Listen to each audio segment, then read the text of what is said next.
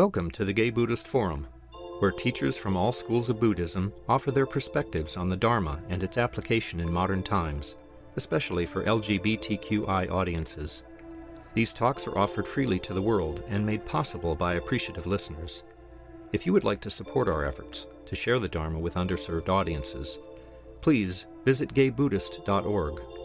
There you can donate, find a list of upcoming speakers, or enjoy many hundreds of these recorded talks dating back to 1996.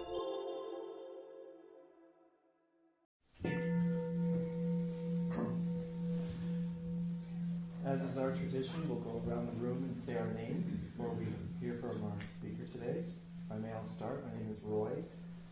John. Christian. Amos. Ian. Gary. Kenny. John. Brett. Michael. Mark. Adam. Lee. Patrick. Dale. My name is Cass. Mitch. Dan. David. And Jack. John. My name is Jerry. My name is Brian. My name is Tawan. I'm Ralph. Carol. Jesse. Rick. Patrick. David. George. Brian. Baruch. Al. My name is Paul. Jeff. I'm Tom. I'm Jerry. My name is Sage. Peter. My name's Tony. Dave. I think that's everyone. Okay, let's begin. Jennifer Berezan is a unique blend of singer, songwriter, teacher, and activist. Over the course of 11 albums, she has developed and explored recurring themes with a rare wisdom. Her lifelong involvement in the environment, women's movements, and other justice-based movements, as well as an interest in Buddhism and earth-based spirituality, is at the heart of her writing. She teaches at the California Institute of Integral Studies in the Department of Philosophy and Religion. Her ongoing class since 1997 is entitled The Healing Ecstasy of Sound and explores music as a spiritual practice from a wide range of cross-cultural, traditional, and contemporary perspectives. Jennifer will also be sharing with us some information about a special event that's coming up for her in November. So let's welcome her. Welcome, Jennifer. Thank you. Thank you. Well, it's great to be back with you all. I'm always in such a good mood when I wake up and know that it's time to come back and be with you, because it's so much better than just sitting at home and reading the paper on Sunday morning. And I have to say, it's also one of the most pleasurable experiences of singing for me, to have all these great male voices, which is not always where I find myself, in rooms of only men, which is quite wonderful. So it's a pleasure to be back with you. Many of you are familiar faces to me now. Some of you probably haven't experienced me before. And what I'm going to do is weave some thoughts and poems and a little bit of teachings with practices of chant and song today. So there's a woman named Bernice Johnson Reagan who was part of a group called Sweet Honey in the Rock for a long time, African-American group of a cappella singers. She talked about in her tradition the role of song. You know, in post-slavery African-American, well, and certainly during slavery, song was considered and is considered as important as, you have to have food, shelter, water, and you have to have music and dance to be considered a whole person. If you don't sing and you don't dance at all, there's often in traditions, and in indigenous traditions all over the world, there's an understanding that something's missing. And so she says that the songs are the way to get to the singing. Songs are the way to get to the singing. And the singing is about bringing vibration through the body so that it changes us. So you come in to a place, you sing together, dance together, and you leave changed. And for a lot of our experiences in Western Buddhism, typically, especially if you come through the Vipassana world, you can spend 25 years meditating and never chant or sing. But in all of the traditions, origins in Asia, all the Buddhist lineages have a long, deep tradition of chanting and making sound, and it's been considered one of the tools for awakening. They're really technologies for well-being and for stilling the mind. I mean, I could talk forever. It's my whole class at CIS is all about that. Why do we chant? Why do we sing? Why do we dance? What is the purpose of that in human culture and for healing and community and spiritual connection and all of that? But just to say that in Buddhism there's a long lineage, and it's really been understood. The power of song and chant have long been understood. So even if you feel like, oh, I can't sing in tune, or it really, it's about moving vibration through the body. That's all really we have to think about today for the purposes of creating states of mind that lead to awakening and healing. That's why they were designed. So I'm going to start with a song, a chant that comes from the teachings, the words of Thich Nhat Hanh, and most of us know him. He's I don't know how old Thich Nhat Hanh is now. Does anybody know? Must be in his 80s. 87. Incredible teacher, one of the main bringers of, or translators of Dharma in the West. From Vietnam, he was an activist during the war, and lives in France now. And he's also a nature mystic and a poet, which makes his teachings, in some ways, I think, really emotionally accessible for us. And he creates these phrases that he calls gathas through his poems that he then have been put to music. Then gathas are expressions of the nature of mind that are often described through metaphor, and often through metaphors of nature. I guess this chant doesn't really have metaphors of nature, but it's a series of gathas that sort of give us instruction. So I'll just sing a couple lines and you can sing them back, and we'll learn it that way. In breath, out breath, deep breath, slow breath.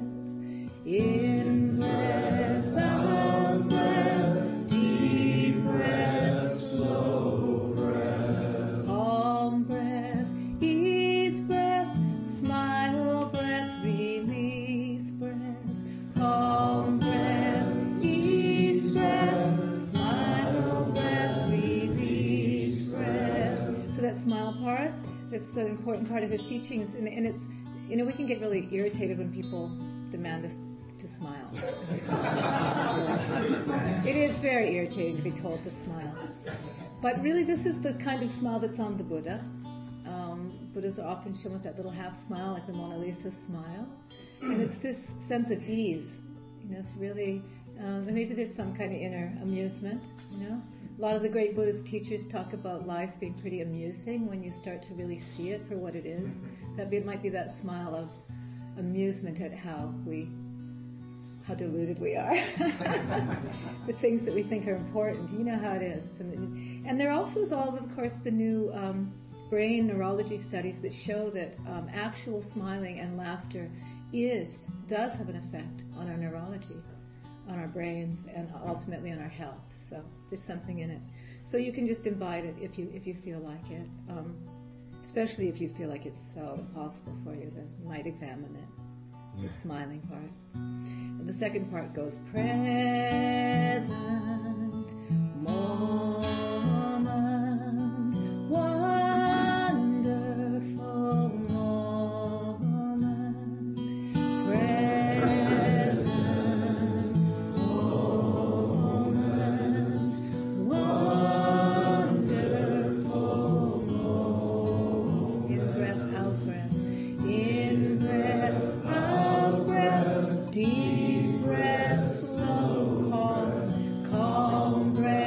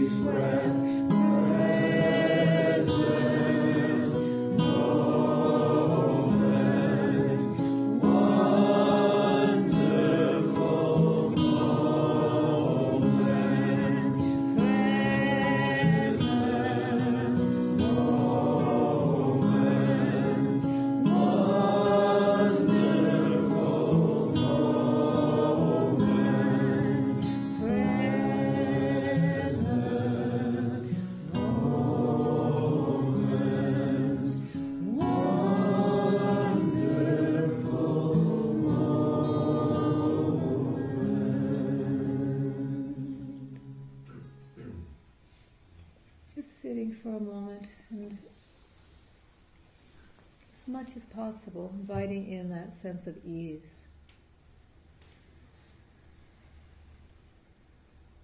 Softening around whatever experience it is that we're having, whether it's pleasant or challenging. Bringing a sense of ease to the experience by relaxing as much as we can around it.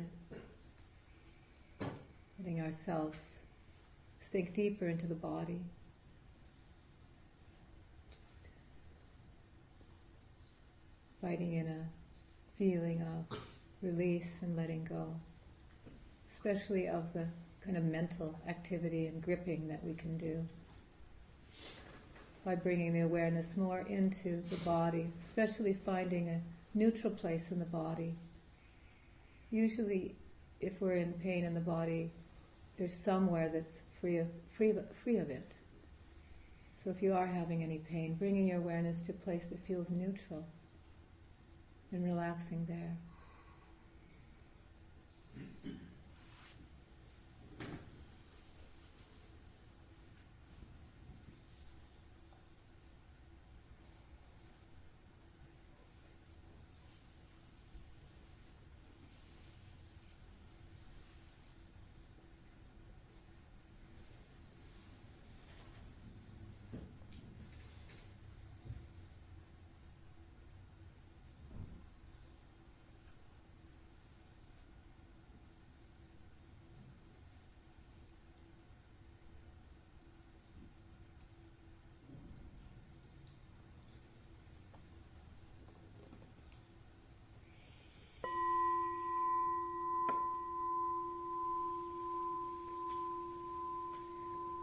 If you go to the San Francisco Zen Center or Green Gulch or some other places where people sit, there's often a vow, the 4 vows of the Bodhisattva that people chant.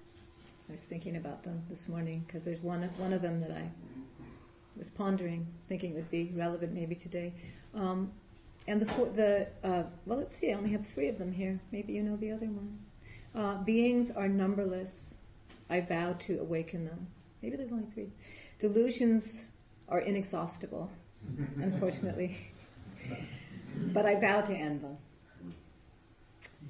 And this one, Dharma gates are boundless. I vow to enter them.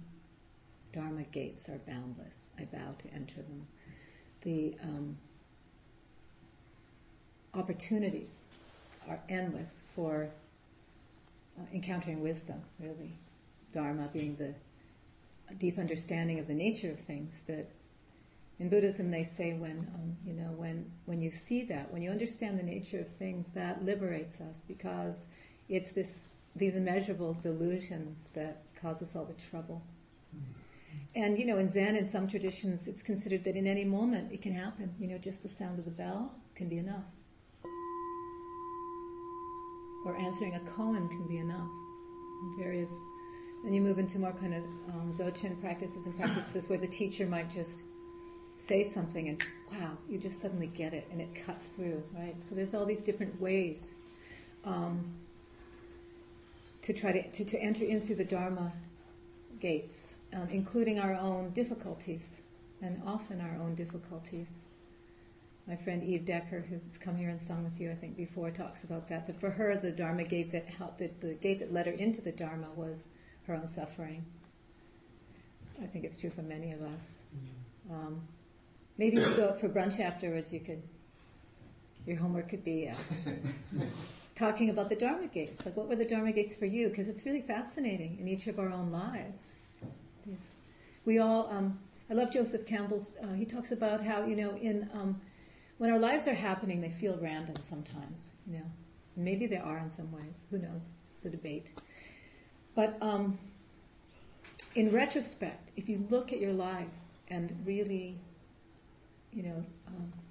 tell the story of your life, everyone's is a masterpiece. Everyone is this great Shakespearean drama.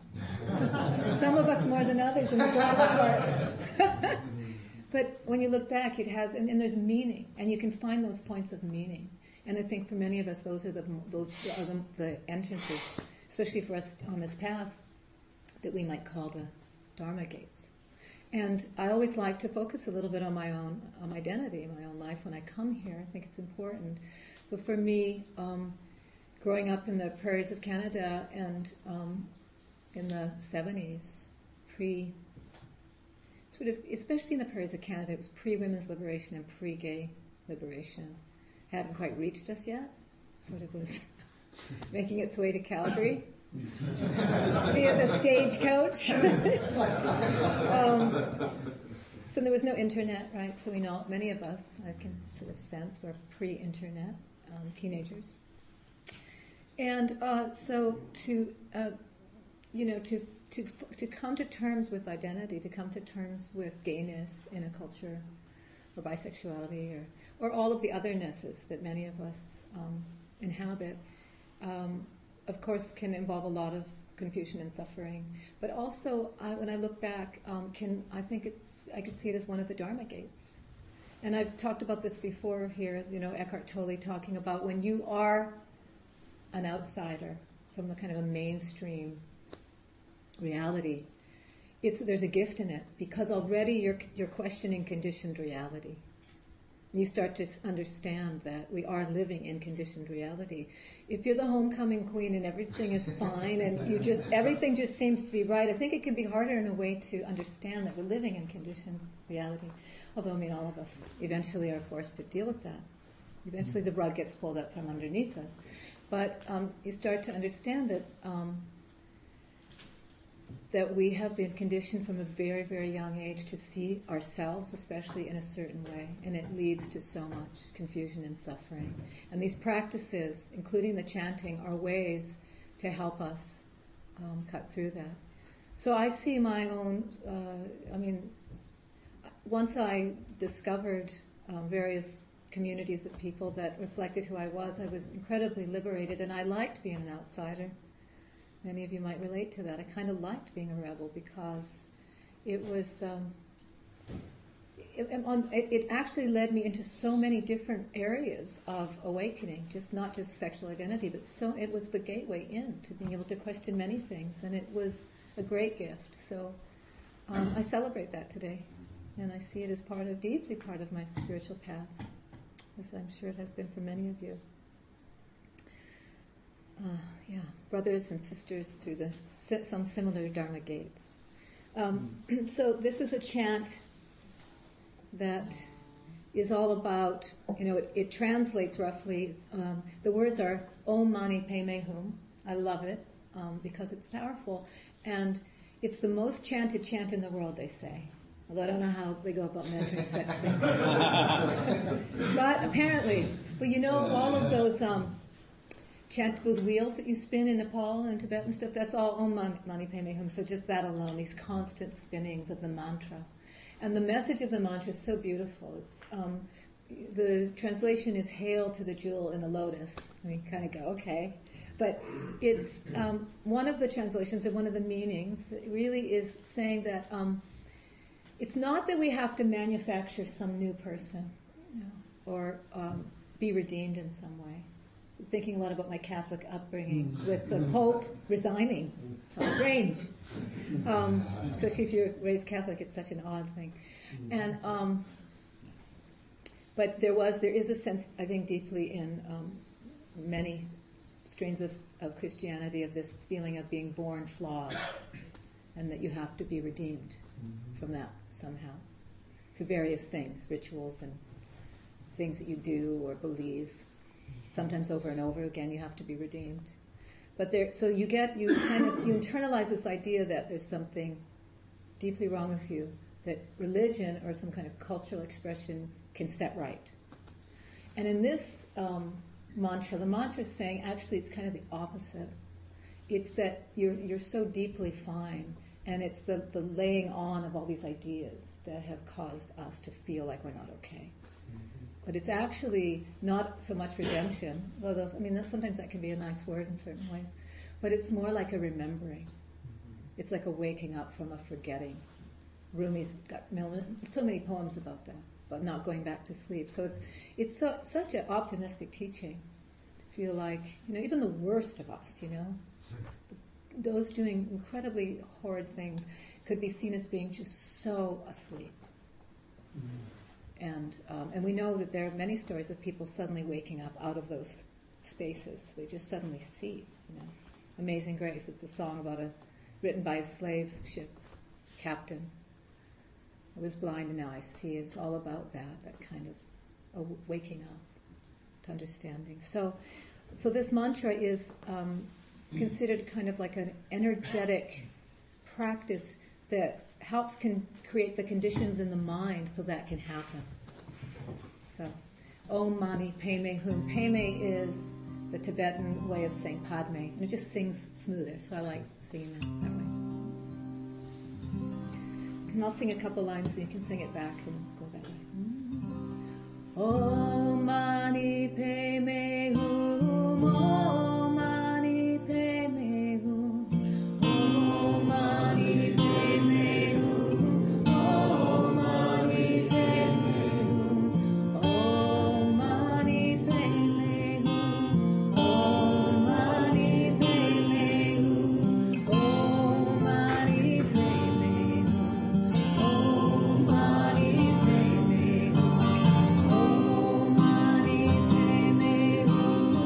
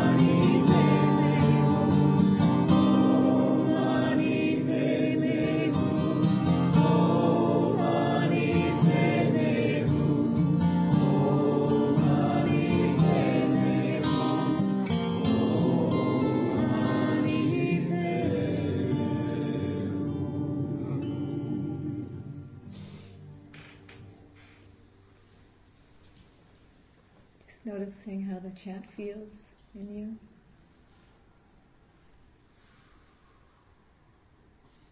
Letting the resonance of the sound fill and move through every cell of your body.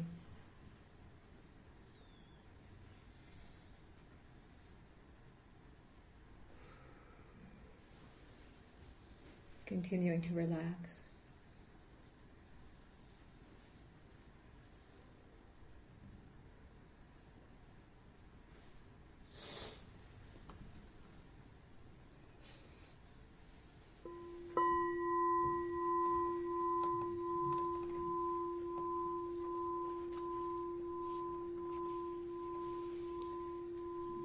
I always plan way too much some days, so I have to choose. But I was in thinking of this idea of Dharma gates. For me, throughout my life, including in my childhood, the natural world has probably been one of the most profound and easiest ways for me to enter into wisdom and enter into a space where I feel what we call in Buddhism, my own essential nature. We all have had this experience, I think, where it's just, and it can happen in lots of ways, but I'm sure we've all had it in the natural world at times, which I think is why one of the reasons we love to be in nature. I mean, some of us more than others. Some of us can handle the rugged side of nature more, but some of us just appreciate the flowers growing in our gardens. Because the natural world just is. There are debates about whether there's awareness in nature. I kind of fall on the side of believing there's kind of a consciousness in everything. But there's just like trees are not fretting about the future or worrying about their hair or worrying about death, There just doesn't seem to be anxiety in nature about death. I mean, I have a cat that just died, my sweet Benny. He was with me for 18 years, and he suffered. And he did have, some anxiety in his life, but it wasn't conceptual. He didn't spend his time lying around, I'm quite certain, conceiving of all the things that might happen that might go wrong, or thinking about the past and replaying it endlessly, Somehow as humans we have this unique capacity. And then of course we have these unique gifts because of it as well. But it's problematic, and I think it's why the natural world is so soothing, and it can be such a mirror to us of what it means to just experience ourselves as who we are, without all the overlays. I think there's a kind of direct transmission that happens when we just are quiet and silent in nature. And one of my heroes, I consider him part of, I guess there are many holy trinities. But for me, when I was young, Emerson, Thoreau, and Walt Whitman were one of the holy trinities. That their work, their thinking, when I was in high school, just suddenly gave voice to things that I had sort of known or was experiencing. And I know Walt Whitman is, I just think, one of the geniuses of all times. And of course, has been all the later scholarship shown that he was a gay American. And his Leaves of Grass is biblical, in terms of his understanding of nature as being the most revelatory expression of the divine, really. And so I just want to read, if you have never really read Leaves of Grass, or if it was a long time ago, the very first stanza is so deeply dharmic. And he was influenced by Eastern thinking very much. All of the three were. So here we go. I celebrate myself. It's hard for me to see now. I celebrate my age. And what I assume, you shall assume. For every atom belonging to me, as good belongs to you. There's this teaching of non-separate self. I loaf and invite my soul. I loaf and lean at my ease, observing a spear of summer grass. Houses and rooms are full of perfumes. The shelves are crowded with perfumes. I breathe the fragrance myself, and I know it and like it. The distillation would intoxicate me also, but I shall not let it. The atmosphere is not a perfume. It has no taste of the distillation. It is odorless. It is for my mouth forever. I am in love with it. I will go to the bank by the wood and become undisguised and naked. I am mad for it to be in contact with me. I am mad for it to be in contact with me.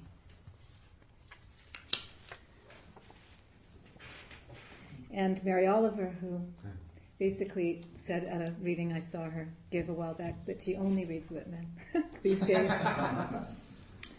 I don't know exactly what a prayer is.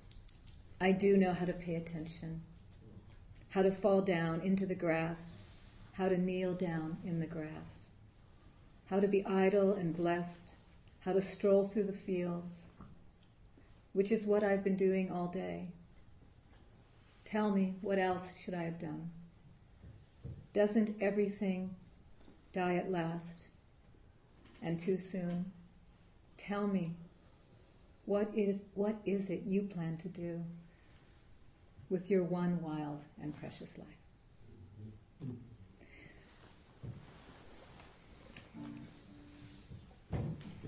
So nature as the natural world as this gateway.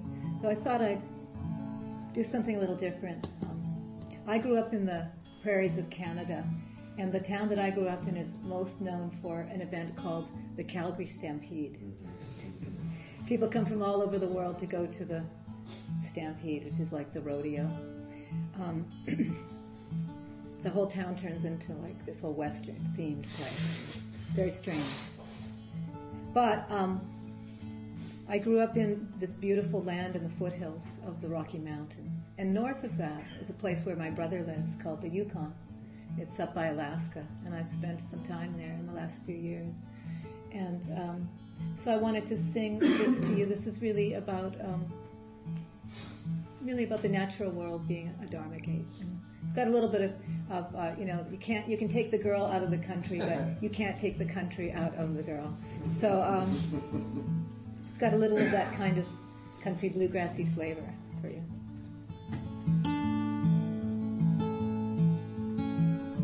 It's 1 a.m. There's a full moon rising, spilling gold out on the bay. And I'm driving faster past Treasure Island. Home is just another mile away. And I love this city, my hillside beauty, with its golden gate and its backstreet grind. But I left my heart in a mountain valley by a rolling river at the edge of time. I found my way on that Yukon River, alone beneath the northern sky, 1,000 miles from home, winding my way on that Yukon River, cradled in the sweetest arms that I have ever known. On an autumn morning, in a meadow of diamonds, crystal lace in the golden grass, by a rolling river, I lay down in the silver, on a bed of light.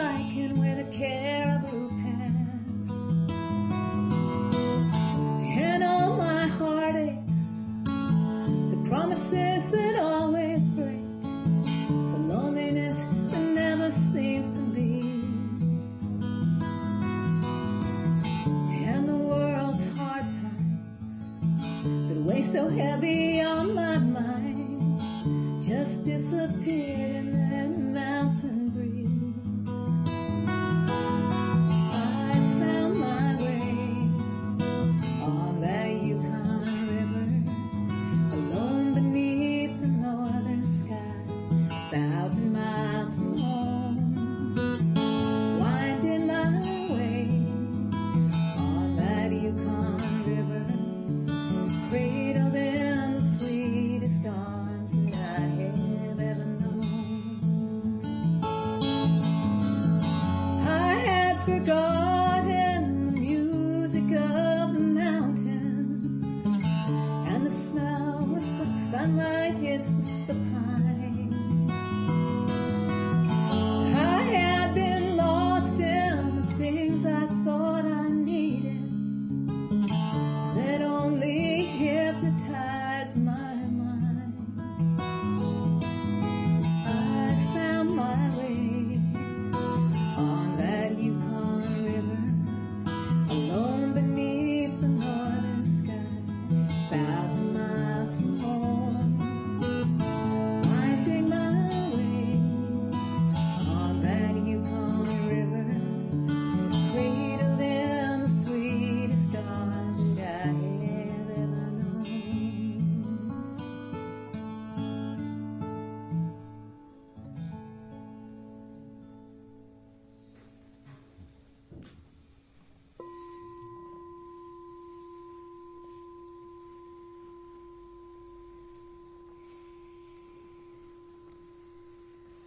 Well, it's already time for questions. I think one more little poem before I do that. I brought this. This is from Hafiz. It's just for any of us today who might be suffering in any way that feels kind of acute right now, or if you're in one of those moments when you're in the midst of it. This is another poem really about the Dharma gates. Don't surrender your loneliness so quickly. Let it cut more deep. Let it ferment and season you, as few human or even spiritual ingredients will do. Something missing in my heart tonight has made my eyes so soft, my voice so tender, my need for God, the divine Dharma, absolutely clear. Something missing in my heart tonight has made my eyes so soft, my voice so tender, my need for God absolutely clear.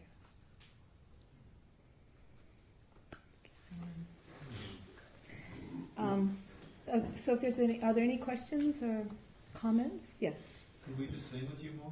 Yeah, that's. Would you like to do one a little more singing? And okay, so if there's comments or questions, you can just afterwards. Okay, good. I do want to make a little quick announcement so that I don't have to do it after that was mentioned. So in November, on November 2nd in San Rafael at the Civic Center Theater there, I'm producing this really large event where it's based in, I guess maybe we'll do that now. It's based in this music that we're going to do together, the loving kindness practice. And there's 2,000 seats in the theater, and there will be musicians coming from all over the world. People who don't come from Buddhist lineages, but who share this desire to bring peace and healing to the world. And so it's a little bit like sing-along, Sound of Music sing-along. Because the whole audience sings the entire time and chants these metta phrases. And then we have Jack Kornfield and Joanna Macy and singers from Nicaragua and Tibet and India and musicians of all kinds from around the world. And all of us together gathering and creating this, turning the space into a temple really, where we do this practice together with beautiful visuals and all the rest. So November 2nd, and if you're interested, you can get on my mailing list and I'll send you a notice. We're in the process of doing a few things. So there's just three quick things. Some of you I know sing in choruses and are really great singers. I'm looking for a few singers for the chorus because we have a chorus of about 40 singers that sing the entire town on the stage. We're looking for some volunteers or maybe staff who have done a lot of theater and production work. And I thought this might be a good place to And also very important, we need to raise a lot of money because, when you go to the symphony and you see that Charles Schwab has underwritten it, it's because the tickets for these things don't pay for the expenses, because expenses to put on a production are so enormous, to do it in a good way. So if any of you are philanthropists or have know people or have a business that you'd like to sponsor, it's going to reach, we're doing so much promotion. We have 2 universities sponsoring it, so it's going to reach at least 100,000, 150,000 people with our PR. And you can give you a logo on it, everything. If you have a business that would like to be a sponsor, and it's a lot, if we raise extra money, it will go to some wonderful organizations. So you can talk to me or email me if you're interested in any of that. Thank you.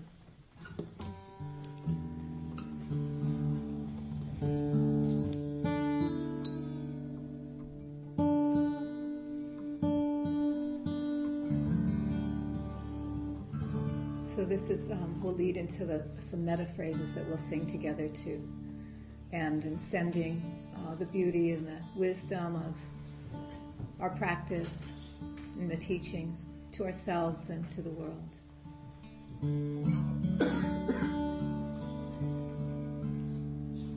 I cannot turn my eyes. I cannot count the cost of all that has been broken, all that has been lost. I cannot understand the suffering that life brings, war and hate and hunger, and a million other things.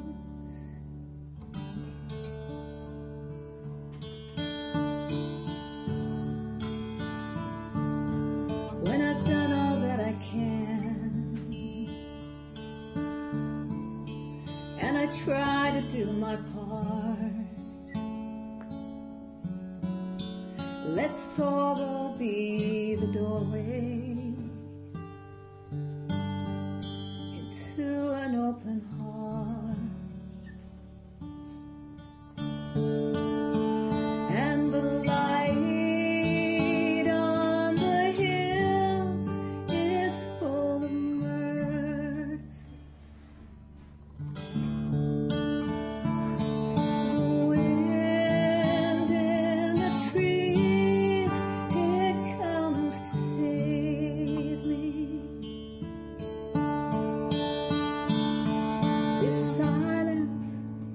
It will never desert me. I long to hold the whole world in these arms. May all beings be happy. May all beings be safe. May all beings everywhere. May all beings everywhere be free. Be free. All beings be happy. May all beings be happy. You can add harmonies if you like. Be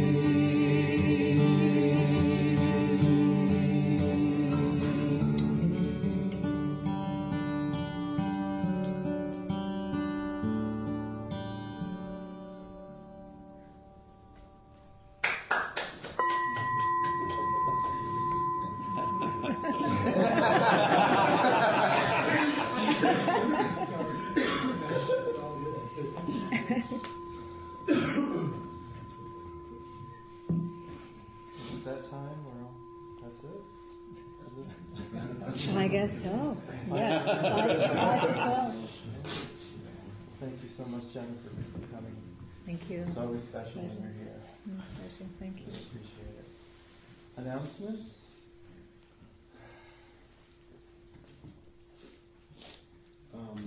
I am producing a Tantra workshop in early April.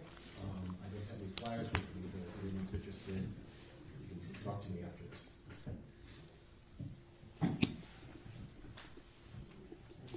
Any of those who are interested in joining the conference call meditation on Thursdays at 9:20, let me know. Give me your information. I'll send that to you. It's been consistent and find it to be very useful, helpful, and mindful. So let me know if you're interested in that. Thank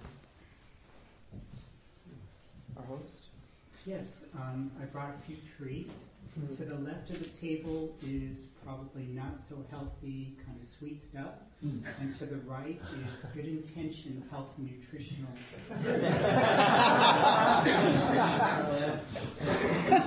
You're not always watch which side of the table you pull. But let's see, there's a list. So if you want to get on GBF's mailing list, so you can get the newsletter by email, that's to that side of the room. And let's see, there's some hot soapy water in the sink, so if you do drink tea, I like washing dishes. It's part of my control. So I put the cups in the... Last but not least, you get an opportunity to be very generous this afternoon, so I'll be coming around with the Donna bowl, and I won't say anything, I'll just have the bowl with me, so just be generous. And a lot of us go out to brunch at about 12:30, and we meet just out in front, so please join us. Thank you. Parking meters. Please. Starting at 12, start the meters are running. For parking in the garage. Read the meter. Thank you for the reminder. Anyone else? Any other announcements? Cass?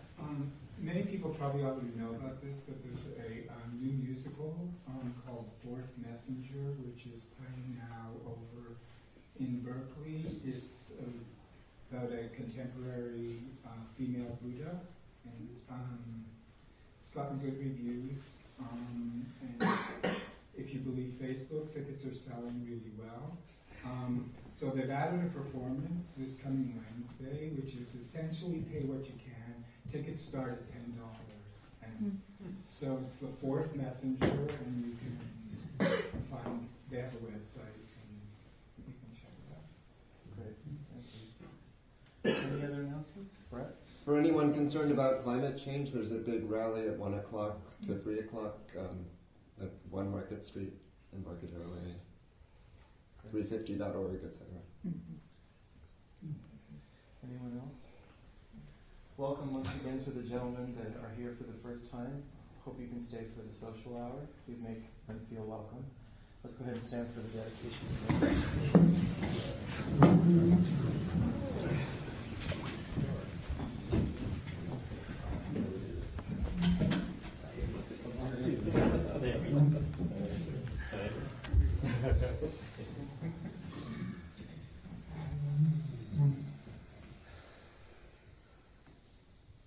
By the power and truth of this practice, may all beings have happiness and the causes of happiness. May all be free from sorrow and the causes of sorrow. May all never be separated from the sacred happiness which is without sorrow. And may all live in equanimity without too much attachment or too much aversion, believing in the equality of all that lives. Thank you.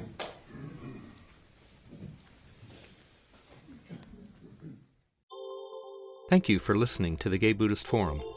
If you would like to hear several new talks per month and be notified of upcoming speakers so you can participate live, please subscribe to this podcast, like us on Facebook, and join our mailing list by visiting gaybuddhist.org.